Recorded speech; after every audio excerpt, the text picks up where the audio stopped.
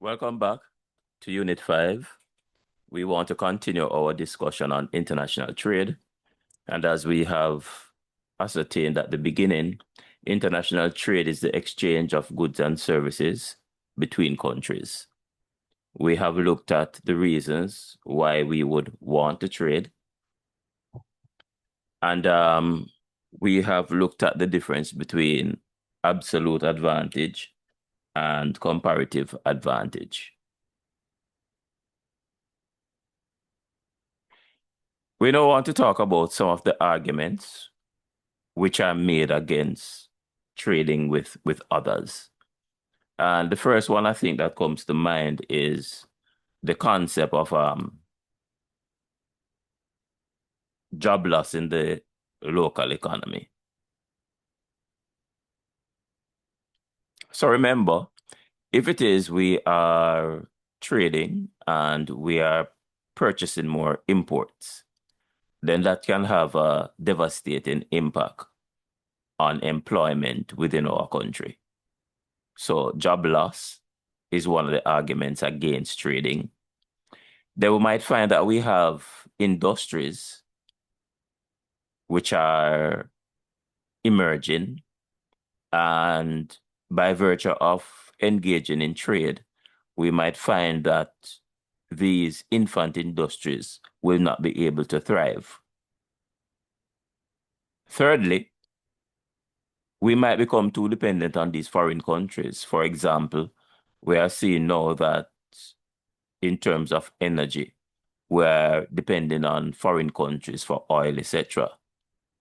And what this means is that whenever there are global issues or global conflicts, then we feel the ripple effects of this dependence.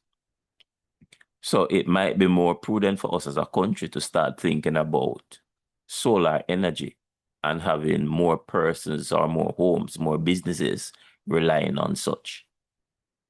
We also have to bear in mind that there can also be national security concerns. And if we think even about the AI boom and the fact that we are making use of large language models, wherein which the data that we are, or the prompts that we are putting into these language models, they are being sent abroad, overseas. So there are some security concerns in cases like that. And it's similar when we're talking about, trade in general. There might also be environmental concerns. Recently, we heard about lettuce that is being imported and the fact that it's coming here with some sort of fungus or disease. I also remember a couple of years ago, maybe about 4 years ago or so, the popular baby feeds had in salmonella. So there are environmental concerns when we engage in trade based on the products that are coming within our space. And the sixth thing that I want to look at in terms of argument against trade is that we can reach situations where we have trade deficits. Now, a trade deficit occurs whenever the imports is greater than the exports. So that's something that we want to keep in mind. So having looked at the arguments against trade, we now want to look at some of the mechanisms or barriers that we can set up to regulate the amount of trading that is done. And we can also look at this as being the reduction of imports within our space. So what are some of the barriers? We can impose tariffs, which are import taxes. And by placing taxes on imported goods, then it means that the cost of these goods or the price of these goods are going to go up. And by going up, we are saying that it will reduce the demand for these items. We can also limit the quotas, which is going to be the quantities of the imports which are coming in. So we might say, for example, that we only want 1 ton of bananas, and we're not going to take any more than that. Then we can also make use of import license. And in other words, we are saying if a particular product is to come in, then the persons or the organizations who are bringing in these items, they must register and get particular license. So it's going to be a regulated environment. And of course, there are going to be uh, fees that would have to be paid, and you have to go through the whole registration process. This takes time.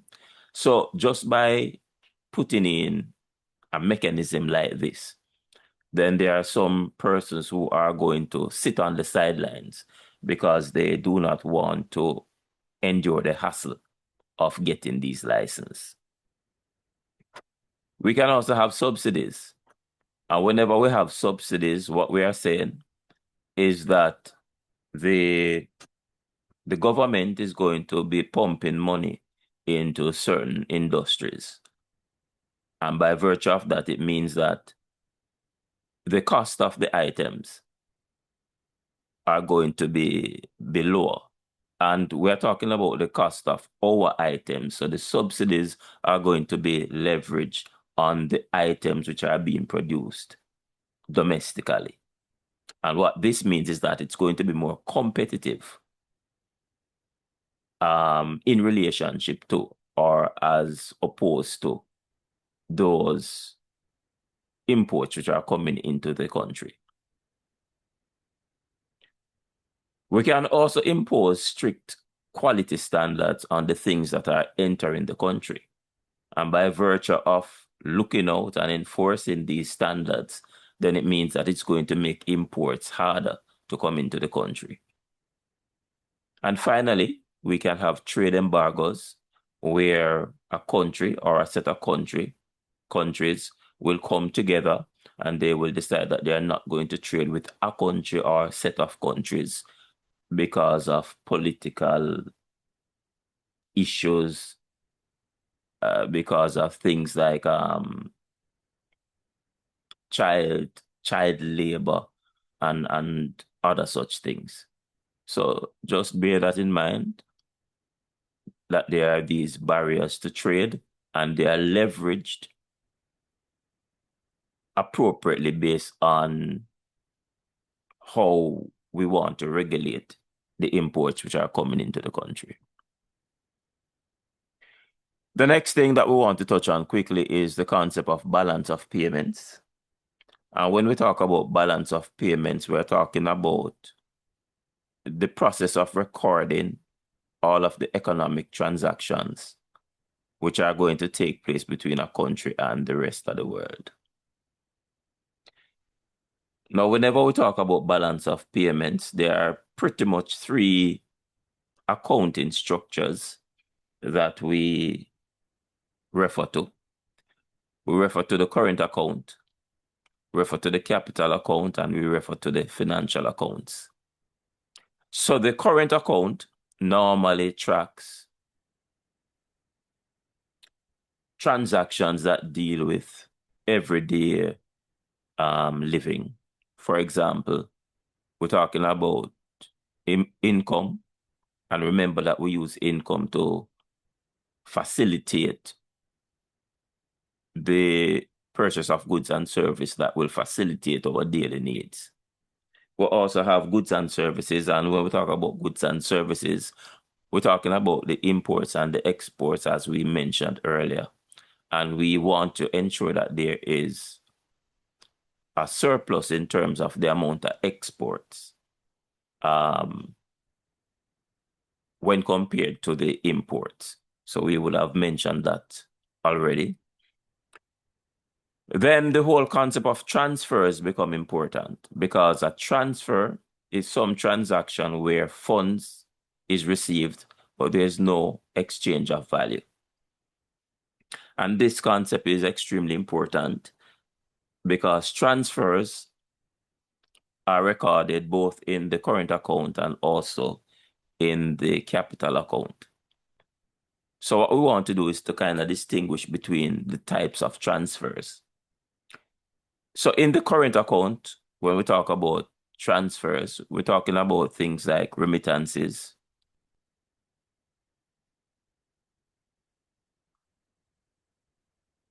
and we're talking about things like gifts. So these are these monetary allowances that are made, and there's no exchange of value. So these are seen as being, gifts, and there's no exchange of value. So it's not like the remittance come, and based on the remittance, we have to send out a dozen banana, for example. No, it comes in, and there's no exchange of value. With the capital transfers, on the other hand, we're talking about things like debt forgiveness.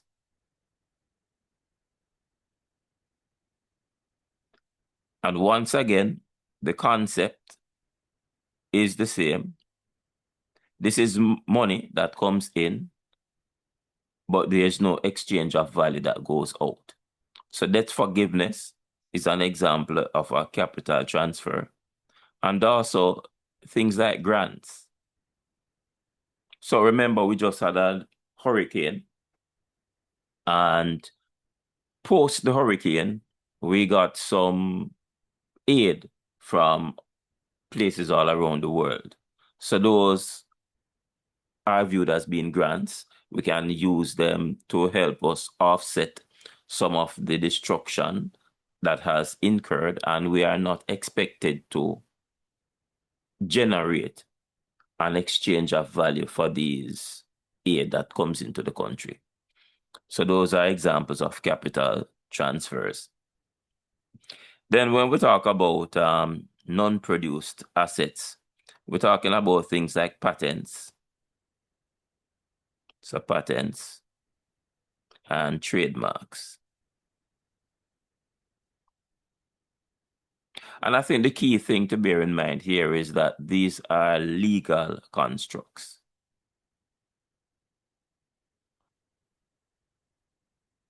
So they are assets because they hold value. Whenever you have a patent, it kind of protects you, and you can use that patent to gain income, etc. So they are assets, but they are not assets which are produced by the factors of production. These are legal proclaimants which create the assets. So just to keep that in mind. Then we also have the financial account. And the financial account is where we're talking about those financial assets. And I just wanted to note that in terms of capital account and the financial account, we can view them as being assets and liabilities. So for comparison, we can think about a balance sheet in accounting, whereas for the current account, we're talking about income and expenditures. And for the comparison in accounting, we can equate that to being the income statement.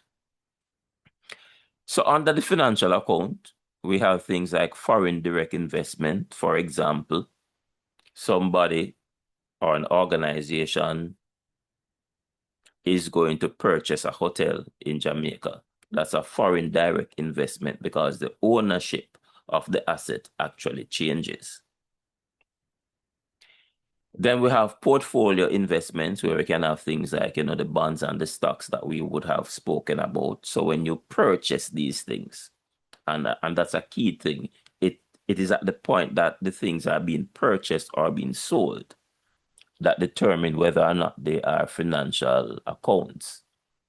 If it is that we are generating income from these things, like for stocks, for example, we can get dividends. then those dividends would be viewed as being income under the current account. So it's important that we just bear in mind that what we are talking about here for the financial accounts is the purchase or the sales of these financial, let's call them instruments, that denote, so denoting change in ownership.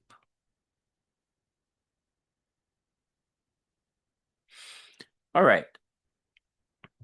So that takes care of the whole issue of the balance of payment, and you have seen the structure that is being used here, and you're also seeing the kind of items which are being captured under each of these accounts. Now, we cannot talk about international trade and we don't talk about foreign exchange. So what is foreign exchange?